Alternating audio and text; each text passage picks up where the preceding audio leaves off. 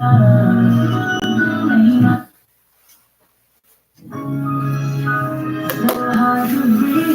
right, all right.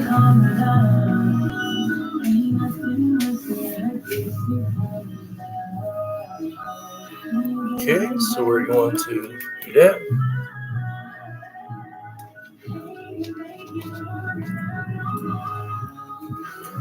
All right, everybody. I want to welcome each and every single one of you all to the Talking Poncho's Palace. I am Poncho Blazing ATM at your service. I'm saved, sanctified, filled with the Holy Ghost. I'm staying saved. I'm living right. I'm doing God's will and making heaven my home.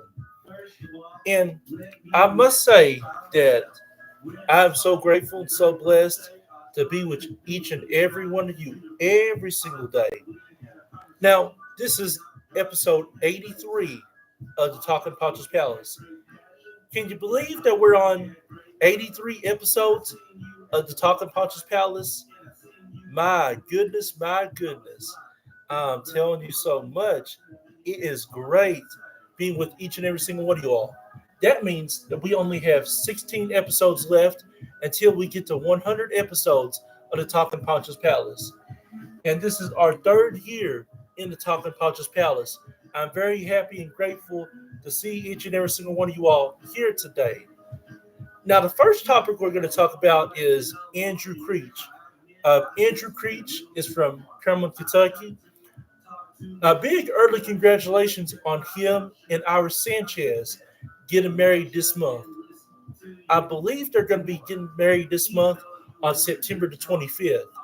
So my prayers and thoughts are definitely going to them both, and I wish them nothing but the best. But with Andrew Creech, I believe he transferred here to Kermit, Kentucky. I think in fourth or fifth grade. I believe if I'm not mistaken. Andrew, if I got that wrong, my brother, just tell me and I'll let them know right away. But Andrew Creech, he started off playing for Kermit Elementary School basketball with Hunter Holland, Taj Bryant, Tyrese Gibson, Malik Simmons, some great players back in the day at Kermit Elementary School. And then he moved on to Kermit Middle School and Kermit High School. Not Kermit High School. He actually moved on to Harlan County High School. Kermit High School was closed by the time that he got there. But Harlan County High School wasn't. And I'll tell you something. Andrew Creech, one of the most truly gifted athletes that I've seen ever in Kermit, Kentucky, ever. And I would put him against anybody any day of the week. Andrew is one of those guys that's never going to give up. He's never going to quit, regardless of what he does. He could be a pizza man and he won't quit. That's how gifted and talented he is. I've always have loved and respect for my brother Andrew Creech, and I'm so happy for the growth that he has the past couple of years, especially now that he's getting ready to be married and he's got his child and everything.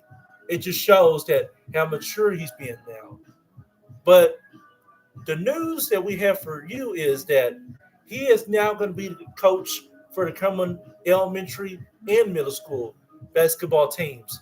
That's going to be fourth, fifth, sixth, seventh, and eighth grade. It's hard enough coaching one team, but two teams, my oh my, it's like having two or three churches or two or three organizations. It's tough, but it can be done. And with Andrew Creech, I don't expect nothing less of him. If anybody can succeed these challenges, it is my brother Andrew Creech. So, Andrew, let me just say that this year, I hope that your basketball team is successful in Cumberland, and I hope that you have a great year in basketball. Now, to me, he has played baseball before, but if you think about this, what I can say is I think his best sport is basketball. And the reason why that I say basketball is that although he is good in baseball, and although he can win in baseball, he just has more passion in basketball more desire in basketball. And speaking of that, we're going to be talking about another topic. So we're moving from Andrew Creech, and we're going to talk about another segment. Let me get a drink of water real quick, though.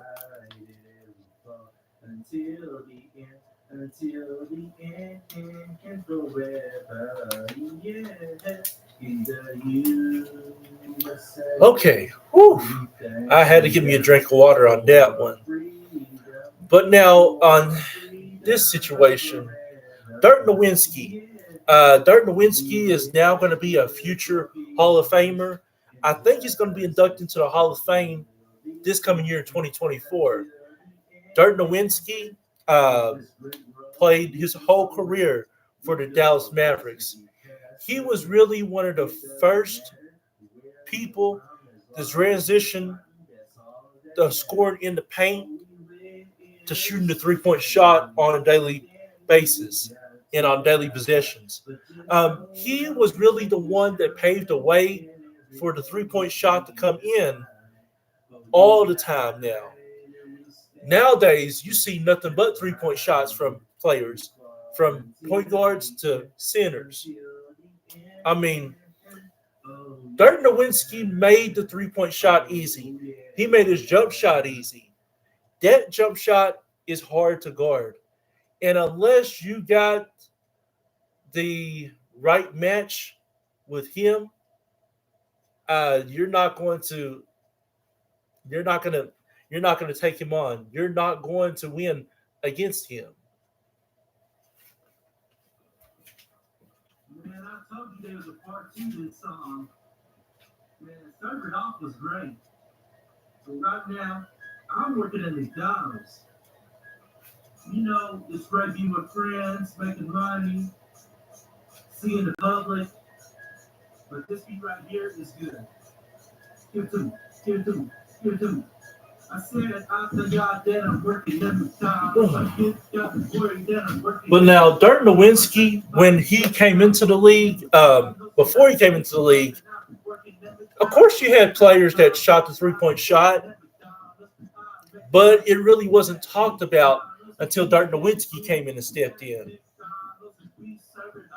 Anytime you got to play against Dirk Nowitzki, you're like, oh man, why do I got to play against this man for real, Dirk Nowitzki?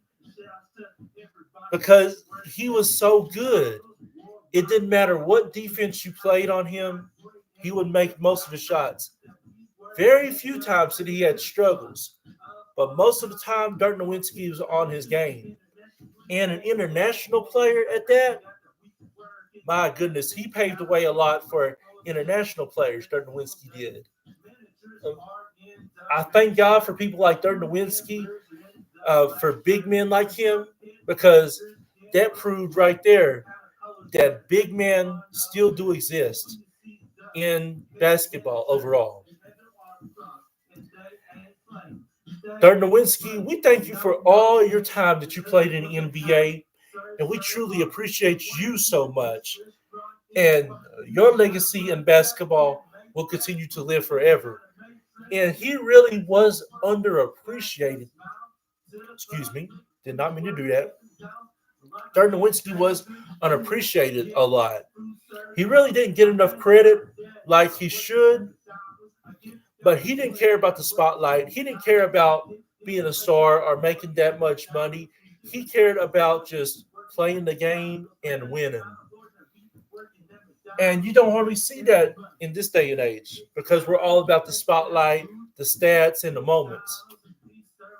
But Dirk Nowitzki is a true pioneer of what the NBA is supposed to be like. And speaking of people that paving the way, that brings me to another topic. But before that, we're going to take this commercial break real quick. But before that, we're going to have you listen to this song real quickly. And then when we come right back, we're going to talk about the legendary and Hall of Famer, Sarah J. And you don't want to miss this because she is a great, beautiful woman, a wonderful topic. We'll be back here in just a minute. The Holland boys, the Southern Hollow boys, in the house.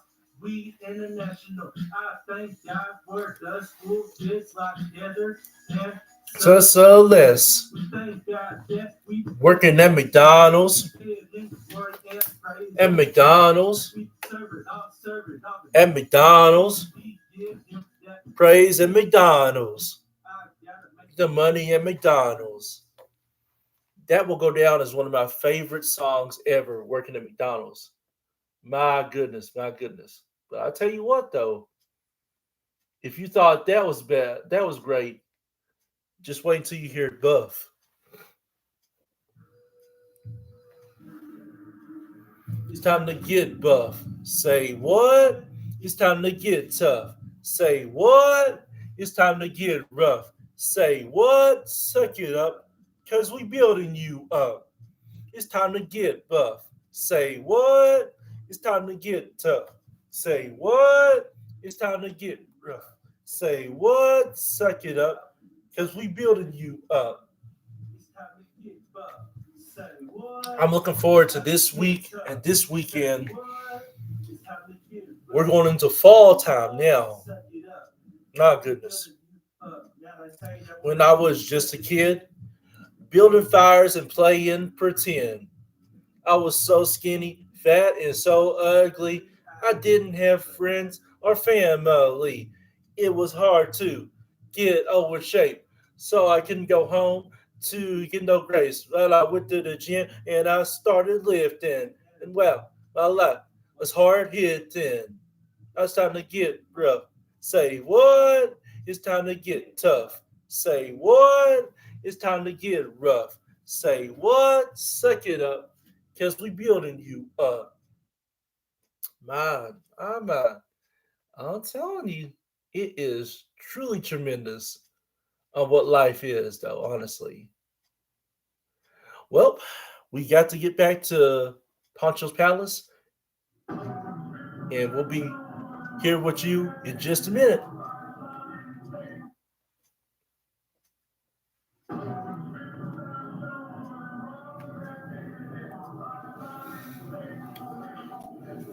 All right, so we are back on live in the air. We are back here at the Talking Poncho's Palace, and this segment is going to be now about Sarah J, the legendary Sarah J. Now, she's been getting a lot of headlines, a lot of talk, especially on Facebook, and her work. She's been in her work for 22 years. I can't believe it's really been that long since she's been in that work, that kind of work. Um, Anytime you do work in general, it's definitely going to take a toll on you, especially the more years you're in it. I know that they said that she started like working as a dancer in a strip club, I think, and then once that ended, she went to her work where she's at now. But her love for the black community overall, I mean, not just on that set, but in the community itself, is appreciated. Um, she really was one of the pioneers to pave the way for a white woman to work with black community, with black men and black women. Uh, Back in the day, in the early 2000s, in that work that they said, you wouldn't hardly hear of a white woman working with black men. Sarah J and some others, they made it work and they made it happen. And of course, I can't talk a lot about that subject because you know who I am and what I'm about and everything. But what I will say is that anytime that you step out of your comfort zone and you know that you're going to take a risk, again, talked about getting chewed upon and getting spit at, that's a risk that you got to take. But Sarah J took that risk, and because of that, she has been rewarded big time. In a Hall of Famer, she definitely is, if she's not already. A legend, she definitely is a true legend. From one legend to another, I can say Sarah J., I love and respect you so much for paving the way to work with black men and black women in the black community. Your love in the black community has definitely been appreciated, and we thank you so much for the work that you've done over the years.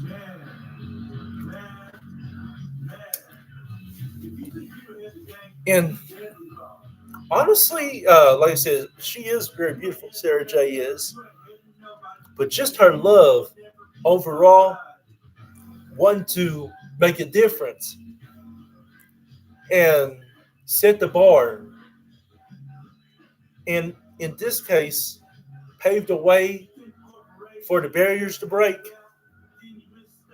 That's a person that you should love and respect.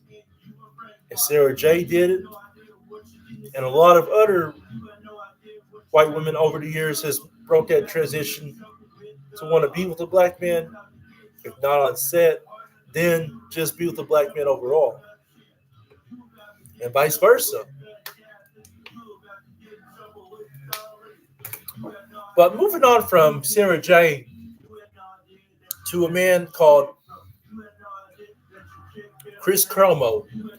Chris Cuomo started his run in CNN, and when his brother got in trouble for all the things that he did and all that, they fired Chris Cuomo from CNN.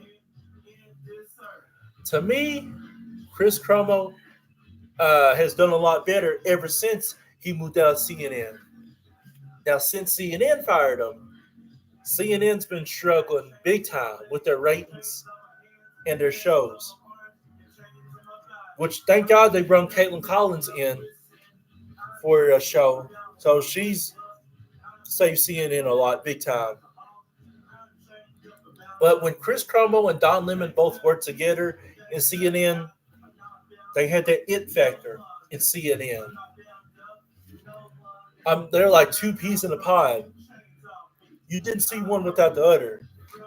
They were like brothers. I think they still communicate to this day and age. I'm not for sure. But I'm so happy that Chris Cuomo didn't get upset or get angry because he got fired. He basically took his talents to a new level. He took his gifts to a new level. And now he's on, it used to be WGN. It's called News Station now. So he's on News Station having his own show. And that is truly a blessing of seeing that show.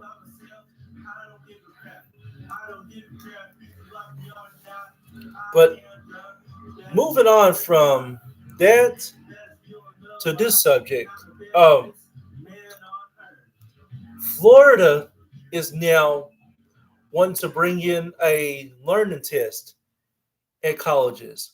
So for Florida, they are now trying to be the first college to pass this.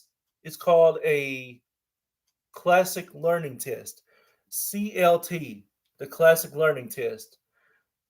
If they pass this law, then Florida is going to be the first state to bring that test.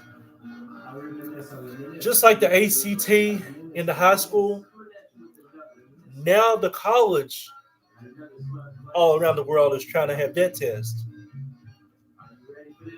And really, honestly, to me, the ACT and the SAT really don't mean much. But for schools overall, it means something. With the ACT and SAT, they are wanting to bring that money in schools. They know as much students that are taking that test, they know that money's coming in. The thing about this is if you know you're going to have an ACT or an SAT or now the Classic Learning Test, a CLT, if you know that is going to be the biggest test of the year. Why not prepare students more for that test? Why not focus on that like in the month of March so when it comes out in April, the students will be ready? Or better yet, start preparing for it in February. That way it'll give the students 2 months to prepare for it. I'm just saying. That would be a better way of making sure that the students have high grades on it. But I'm only one person. So we'll see how that goes in the CLT. It just depends really on them. Now, although I forgot what the other segment I was supposed to be talking about besides Sarah J. and Andrew Creech, we're going to move on to another segment. This is going to be talking about these storms have been happening. Oh, no, wait. Before that, I know what it is now. The Philadelphia shooting. Thank you, Lord, for reminding me of that. Before we talk about that segment, we're going to take a commercial break real quick. And when we come right back, we're going to talk about what took place in that Philadelphia shooting in mid-August. But stay tuned.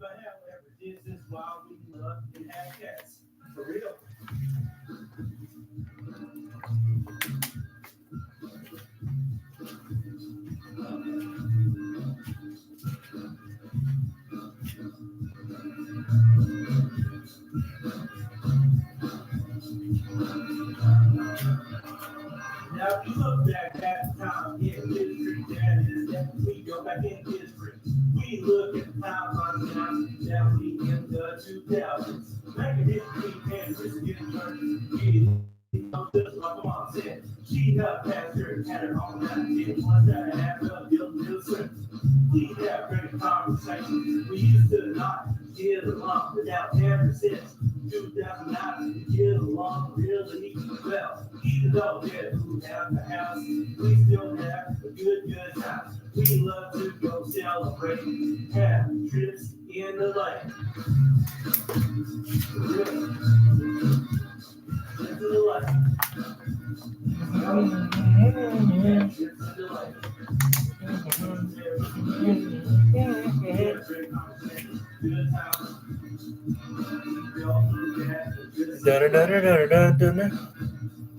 Very hard for me to actually do music nowadays because of voice over the years and everything. Like it goes out and everything on the song, so I have to literally like re-record it. But in the end, it's worth a re-recording. Old school hits with new school flows.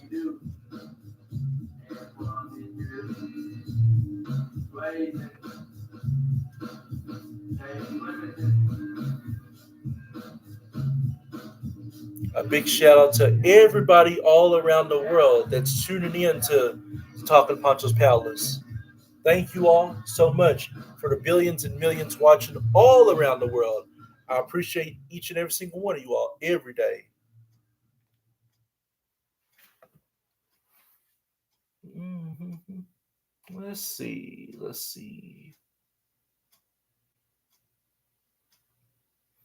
The Blazing Express. Mhm.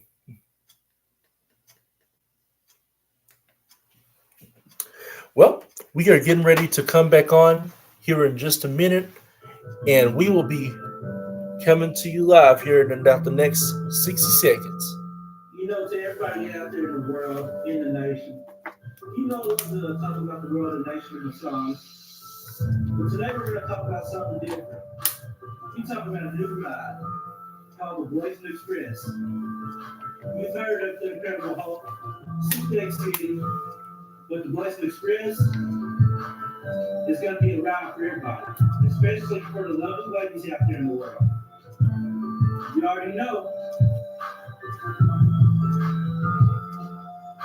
the Blazing Express is a great ride, not only for you, but for me.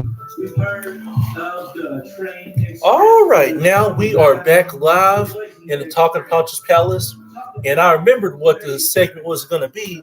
So, right to it, we're going to get right down on it, and it's going to be on the Philadelphia shooting. Now, CNN just recently broadcasted this that the cop that was in that shooting recently turned himself in. He got suspended. Then later on, he got fired. Why did this come about? Well, in this situation, according to the cop story, the cop said that the suspect got out of his vehicle. He gave him commands, but he refused to obey those commands. So by the time that he refused, he shot him. But in the body cam, we see that the cops are trying to tell them to get out of the vehicle. But he was in his vehicle the whole time, and the cops thought that it was a gun that he had. So that's why they drew their weapons and started firing out the window, firing the window, so that way they can get him out. But when they fired and shot him through the window, he really was dead on the scene. But they found out later on that he didn't have a gun. He had two knives, but he wasn't threatening to hurt anybody or anything like that. And they was untouched. Now for this, uh, it all depends on what you believe and what you hear and what you see. I don't know if a lot of you would think that the cop was in the right or the cop was in the wrong. To me, I think it is. Although the corridors were blocked, they could have knocked out the window with a baton and then dragged the man out. Now, if he had to start using knives, of course, they would have to have the guns and shoot, regardless. But I think he would have got out if they would have knocked out the windows with the baton. But I don't know, though, honestly. It all depends on what you believe and what you know.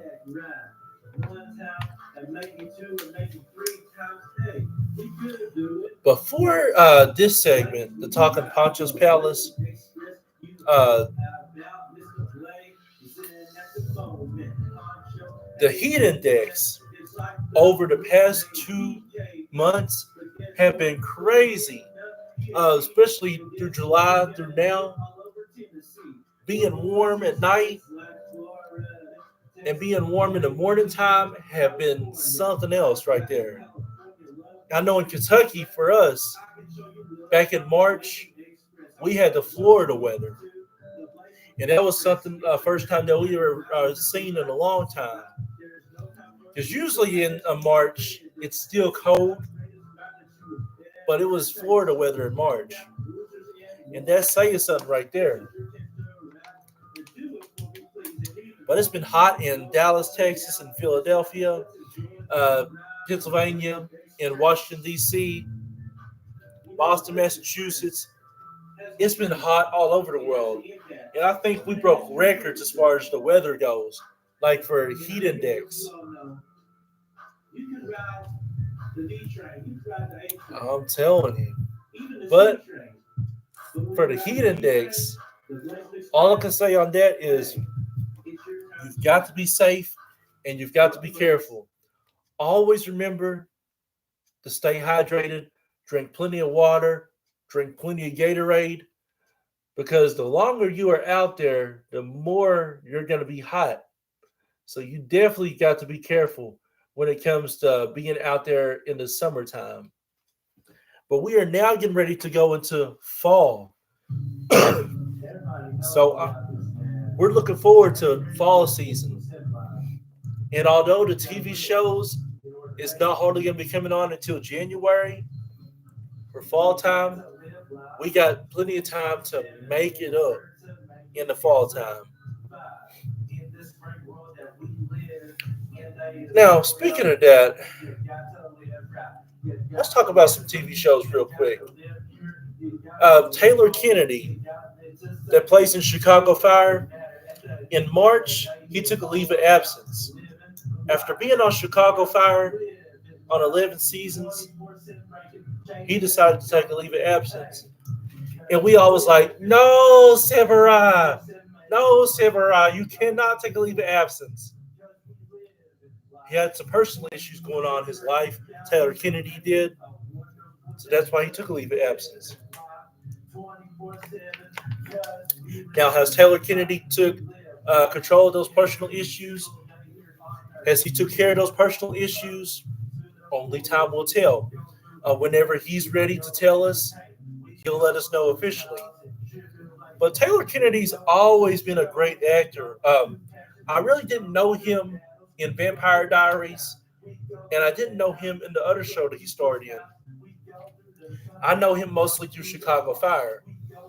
From day one, Silverhouse been the second or third top actor in Chicago Fire.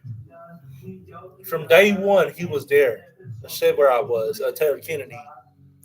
And now to no longer see him on Chicago Fire is so difficult because you're used to seeing him on the squad and being leader of the squad truck, but now Cruz is leader of the squad truck fully. Will Samurai come back? Will Taylor Kennedy come back on Chicago Fire? That we don't know. Um, we're not for sure if Taylor Kennedy is going to come back to Chicago Fire. Anytime that you lose a high actor or actress, unless you don't equally replace them with multiple bodies or somebody else, you are in deep trouble. And Chicago Fire is still a great show. They did a great job adjusting to the storyline Chicago Fire has. It was bad enough when Chicago Fire lost Jesse Spencer because Jesse Spencer was a top actor in Chicago Fire, and he was on that season. He was on that show for 10 years. So one of the top actors is bad enough losing, but when you lose two in J.C. Spencer and Taylor Kennedy in Chicago Fire, we'll see how the future holds for Chicago Fire. For right now, they're still doing good as far as ratings and bringing in great storylines, bringing in fresher talent to replace. And we know that the older you get, the more wiser you get. But with Chicago Fire, we'll never know. Let's see what other song we can play real quick while I get you all on the line.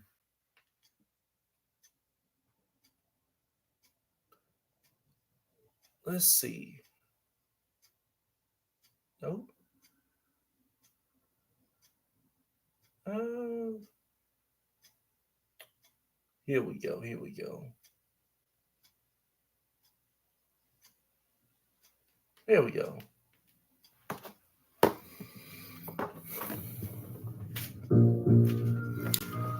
Okay, so Yeah. Poncho blazing ATM. I know what the other segment we're supposed to be talking about. 50 years of hip hop. 50 years. Uh, in 1973, the game called Hip Hop came out. Hip hop in the 80s would change the music game forever. In the 70s, in 1973, when it first came out, hip hop was more of like electro music and techno music. It really wasn't considered hip hop at the time, even though it came out. But for hip hop itself, I've got to say, it has been a blessing in my life. I remember when I was going through my crisis, when I was going through my situation in April 15th, 2011, I was telling Kevin Maggard, my man, that's the end. I don't know what I'm going to do after this day. But thankfully, the Lord put it in my soul, in my heart, in my mind, hip hop music and rap music. So one day, wrote a song. I'm like, you know what, God, I'm going to write a song. You got to help me with the words, though. So I wrote the song, and that following Monday, I took it to Jake Spurlock, Officer Jake Spurlock that is now, and he was like, "Man, this is real good." He's like, "This is really good." And like back then, I didn't know what how to write a song or how to do what honestly with music. But Jake Spurlock liked it, and then next thing I know, he took it to Eric Abner, and then Eric Abner liked it, and then they took it to Justin Farmer and Corey York, and they liked it. And then in between taking it to Corey York and what would happen next really transitioned and would change my life forever. Once that song hit Corey York, from there it spread like wildfire. Everybody heard about it by the end of the week. And with the song that I wrote, Beware HG Powerline Remix, that would literally change my life forever. Like, I went from being a private person to now being a public figure. So, anytime you transition from private life to public figure to celebrity, you better be prepared 100% and ready all over around the world. And I just seen the GFR CEO Mary Whitaker pop up a minute ago. Mary Whitaker, if you are watching, shout outs to you. Hey, I'm so happy that you are still the Global Force Records CEO.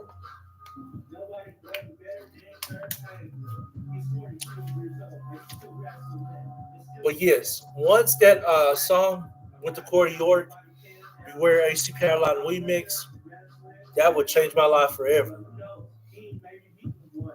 But hip hop music, when it came out, like I said, it was mostly electro and techno music in 1973 through the 80s.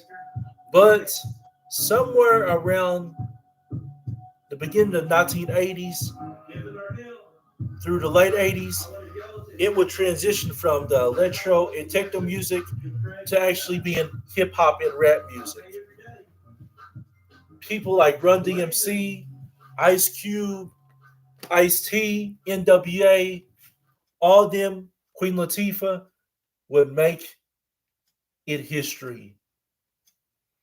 And we celebrate that history to this very day. For me, I've been in hip hop and music and rap for 12 years, and it has truly been a blessing. It has truly been an honor. Excuse me again. I don't know what's wrong with me burping today. And I am truly blessed and grateful for being in music. And music, honestly, it really saved my life. I was going from wanting to kill myself literally to now being the social media and YouTube legend. And I thank God for music every single day. Without it, hey, I don't know where I would be. I know where I would be, but I'm very thankful that God saved me from that. When we come right back, we'll talk a little bit more deep into the music. Stay tuned.